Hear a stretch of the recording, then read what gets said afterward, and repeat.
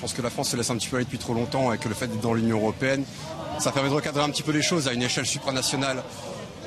Parce que je pense que l'Europe justement a un pouvoir on va dire un petit peu de contraindre les nations à faire des choses que les nations elles-mêmes ne seraient pas prêtes à faire, que les États des nations ne seraient pas prêts à faire, par peur du peuple, tout simplement. L'Europe doit imposer sa volonté aux États et au peuple des États en question.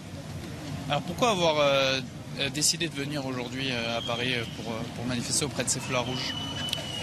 Alors déjà, à la base, je suis un petit peu, on va dire, à l'initiation de la chose, donc c'est un petit peu normal que je sois là. Et puis il fallait un contre-pouvoir à ces gilets jaunes. Il faut montrer qu'on est là aussi et que ce ne sont qu'une petite partie du peuple, des factieux, des séditieux, des gaulois réfractaires comme on les a appelés. Et ils ne sont pas à la volonté du peuple, ils ne sont pas le peuple qui retourne travailler s'ils en ont du travail. Et puis voilà, là, on va dire, le peuple c'est nous. C'est notre volonté au final qui sera respectée. Leur volonté sera contrainte par la force s'il le faut. Et de toute façon, à la fin, c'est l'État qui gagnera, c'est Macron qui gagnera et c'est l'Union européenne qui gagnera. Vous soutenez à 100% Emmanuel Macron dans le cap qu'il tient face aux gilets jaunes. Justement, je trouve que son cap n'est pas assez ferme. Je pense qu'il a laissé un petit peu l'incendie se développer. Il aurait dû être plus ferme dès le début, dès les 2 premières semaines. Là, on a attendu 2 mois avant de faire quelque chose de concret.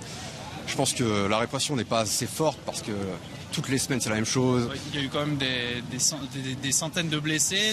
Encore hier, une personne, un des leaders des Gilets jaunes, Jérôme Rodriguez, a perdu un œil. Donc pour vous, les policiers n'y vont pas assez fort. Regardez le Venezuela, 27 morts en une journée. La France est très très soft justement. La France n'est pas assez dure, pas assez contraignante. Elle ne réprime pas assez fortement et c'est pour ça que Il faudrait aller jusqu'à des morts pour vous, pour calmer les gens?